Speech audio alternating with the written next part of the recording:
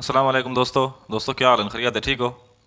بہت سارے بھرامیں دی خواہش ہے کہ استاد حق نواز صاحب ساکوں غالب دے کوئی اشعار کوئی انہیں دی وضاحت تشریح سناویں تے اج اساں انہیں کو آئی تھوڑا جہاں ساکوں غالب دے بارے کوئی سناؤ آؤ سننے رل کنے۔ اگر ویڈیو چنگی لگے تو سبسکرائب میرے چینل کو لازمی کرے سو تے نال کمنٹس بھی کرے سو کہ ویڈیو تھا کو کیویں لگی ہے۔ بسم اللہ الرحمن الرحیم۔ السلام علیکم محترم سامعین اور ناظرین۔ عزیز بچوں کی فرمائش ہے کہ غالب کے بارے میں کچھ تشریح کریں، کچھ بتائیں۔ میں نے انہیں کہا کہ غالب بہت ہی مشکل پسند ہے اور اس کے مضامین میں فلسفہ زیادہ ہے اور اس کی شاعری بہت ہی مشکل ہے، لیکن پھر بھی چند اشعار نمونے کے طور پر غالب کے دیوان سے آپ کے سامنے پیش کرتا ہوں۔ لیکن سب سے پہلے آپ یہ سمجھیں کہ زبان میر سمجھے یا کلام میرزا سمجھے، میر تقی میر اور مرزا غالب، زبان میر سمجھے یا کلام میرزا سمجھے، مگر اپنا کہا آپ سمجھے یا خدا سمجھے۔ اتنا مشکل ہے کہ ان کو سمجھنے کے لیے عقل و فہم کی ضرورت ہے۔ اس کی ایک غزل کے چند اشعار پیش کرتا ہوں۔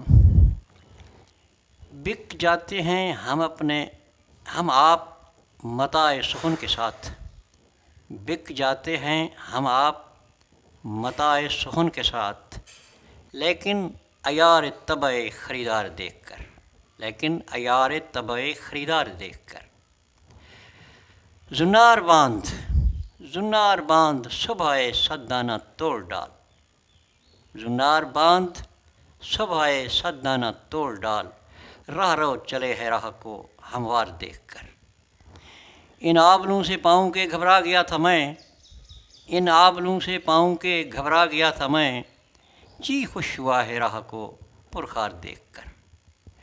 گرنی تھی ہم پہ برق تجلی نہ طور پر، گرنی تھی ہم پہ برق تجلی نہ طور پر، دیتے ہیں بادہ ظرف قضا خار دیکھ کر۔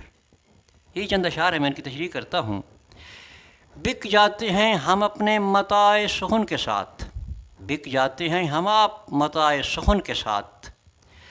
غالب کہتے ہیں کہ ہمارے پاس، میرے پاس متاع دولت صرف میرا سخن ہے، یہی شاعری ہے اور کچھ نہیں ہے۔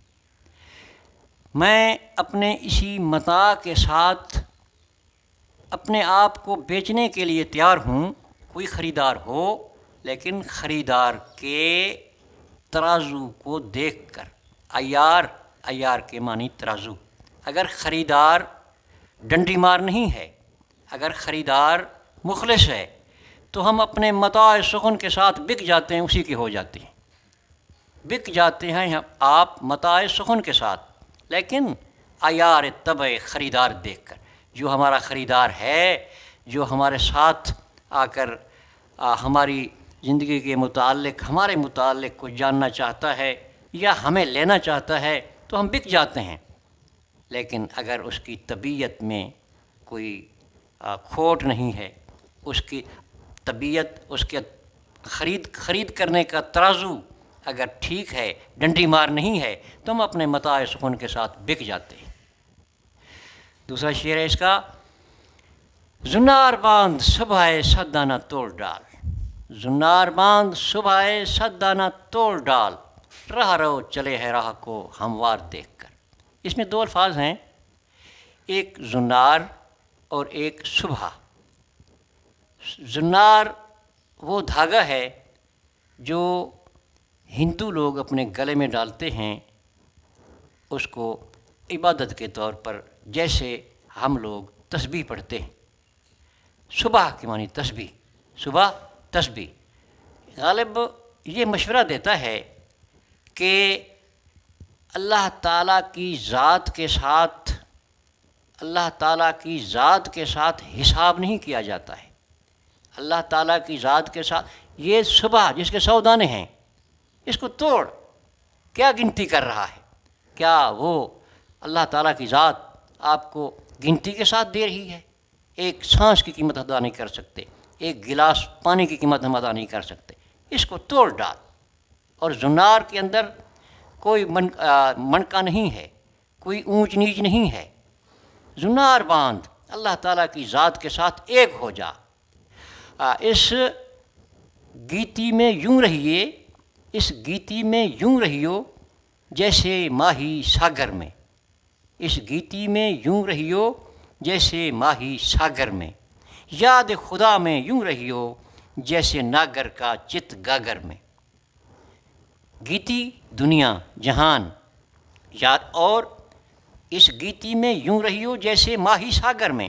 جیسے دریا کے اندر مچھلی رہتی ہے, کوئی اس کا گھر نہیں ہے, آزاد ہے, کھلی. اور دوسرے مصرے میں ہے یاد خدا میں یوں رہیو, اللہ تعالیٰ کی ذات کی یاد میں ایسے رہو جیسے ایک عورت, ایک لڑکی اپنے سر کے اوپر پانی کا گھڑا اٹھا کر رکھتی ہے اور چلتی رہتی ہے, ہاتھ چھوڑ رہی ہے, سارے کام کر رہی ہے, لیکن سر سے گھڑا نہیں گرتا ہے. ہاتھ شاہ لطیف کہتا ہے ہتھ کم کار میں اکھیں نگر یار میں. اللہ تعالیٰ کی ذات کے ساتھ یہ گنتی, یہ تسبیح کے دانے. ایک درویش, ایک عبادت گزار کسی کھنڈر میں بیٹھا ہوا تسبیح ہاتھ میں لیے عبادت کر رہا تھا. ایک دو عورتیں, رات اندھیری ہے, راستے سے گزریں تو ایک عورت نے اس سے پوچھا کتنے پیسے کمائے اور کتنے یار کو دیے.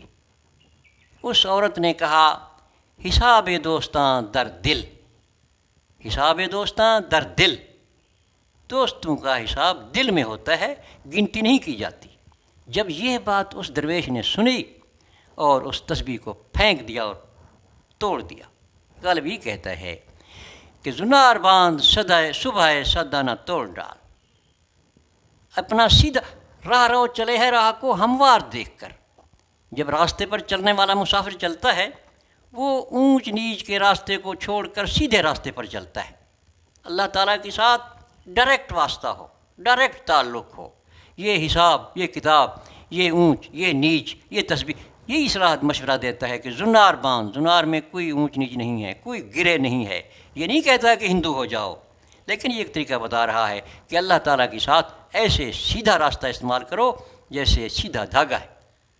اور یہ تسبیح, یہ دانے, یہ گنتی, یہ اللہ تعالیٰ کی ذات پسند نہیں کرتی ہے.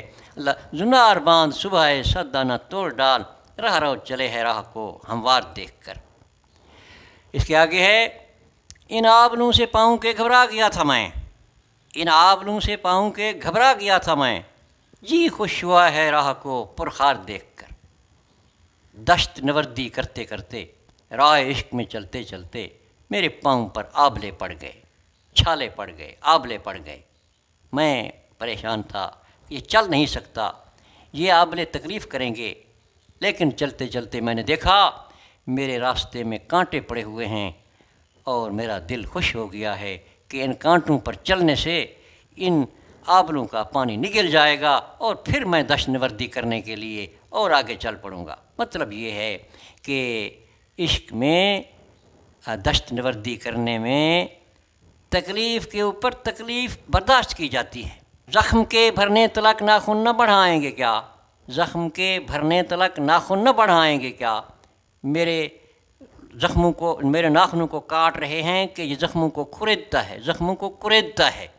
لیکن جب تک زخم بھرتا ہے یہ میرے ناخن بھی بڑھ جائیں گے اور میں پھر کھریدنا شروع کر دوں گا اور عشق کے زخم کو تازہ سے تازہ رکھوں گا. جی خوش ہوا ہے راہ کو پرخار دیکھ کر. جب میں نے دیکھا کہ راستے میں کانٹے پڑے ہوئے ہیں میرا دل خوش ہو گیا کہ ان کانٹوں, یہی کانٹے ان آبلوں میں چبھ کر اس کا پانی بہا دیں گے, میرے آبلے پاؤں کے ٹھیک ہو جائیں گے اور پھر میں چلنا شروع کر دوں گا. یعنی اس عشق کے راستے میں مصیبت یا تکالیف برداشت کرنا اس کے لیے ایک لطف ہے, ایک مزہ ہے. اس کے آگے کہتا ہے گرنی تھی ہم پہ برق, گرنی تھی ہم پہ برق تجلی نطور پر, گرنی تھی ہم پہ برق تجلی نطور پر. دیتے ہیں بادہ ظرف قضا خار دیکھ کر. اللہ تعالیٰ نے، یہ حضرت موسیٰ علیہ السلام کا واقعہ ہے کہ جب اللہ تعالیٰ نے طور پر برق ڈالی، بجلی ڈالی، تو طور ریزہ ریزہ ہو گیا۔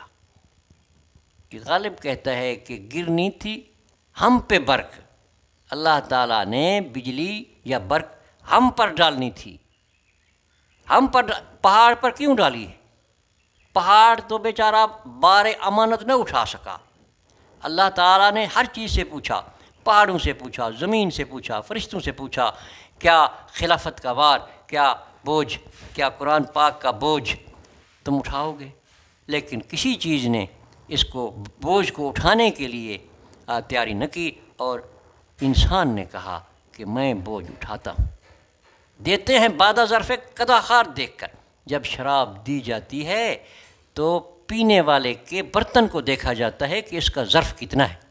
پہاڑ کا کیا ظرف تھا کہ تیری بجلی کو برداشت، تیری برق کو، تیرے جلوے کو برداشت کر سکتا؟ میرے اندر یہ برف، میرے اندر یہ طاقت ہے، انسان کے اندر یہ طاقت ہے۔ گرنی تھی ہم پہ برق تجلی نہ طور پر، دیتے ہیں بعد ظرف قداخار دیکھ کر۔ اے اللہ تعالیٰ، اگر تو نے اپنی تجلی، اپنی برق ڈالنی تھی تو مجھ پر ڈالتے، میں انسان ہوں اور میں برداشت کر سکتا ہوں تیرا بوجھ، تیرے امانت کا بوجھ میں نے اٹھایا تھا، یہ پہاڑ برداشت نہیں کر سکتے تھے۔ تو نے پہلے انہیں کہا تھا کہ میری امانت کا بوجھ اٹھاؤ گے، میری نیابت کا بوجھ اٹھاؤ گے۔ تمام چیزوں نے جواب دے دیا، کوئی چیز تیار نہیں ہوئی، لیکن کرۂ فال مجھ انسان کے نام پر گرا تھا، پڑا تھا، اور میں نے تیری امانت کا بوجھ اٹھایا۔ پھر جب تو اپنی تجلی ڈالتا ہے تو پہاڑ پر ڈالتا ہے، پہاڑ ریزہ ریزہ ہو گیا۔ اگر مجھ پر یہ آؤ نا ہم بھی، کیا فرض ہے کہ سب کو ملے ایک سا جواب؟ کیا فرض ہے کہ سب کو ملے ایک سا جواب؟ آؤ نا ہم بھی سیر کریں کوہ طور کی، کوہ طور پر پہنچیں، تجلی ہم پر پڑے تو ہم برداشت کر جائیں گے۔ بعد ظرف بادخار، جو شراب پینے والا ہے، اس کے ظرف کو دیکھ کر کہ وہ کتنا وسیع ظرف ہے۔ پہاڑ کے اندر تو اتنی طاقت نہیں تھی، انسان کے اندر اتنی طاقت تھی کہ اس نے تیری امانت کا بوجھ اٹھایا۔ اگر مجھ پر بجلی ڈالتا، مجھ پر یہ اپنی تجلی ڈالتا، تو میں اس کو برداشت کر جاتا۔ شکریہ۔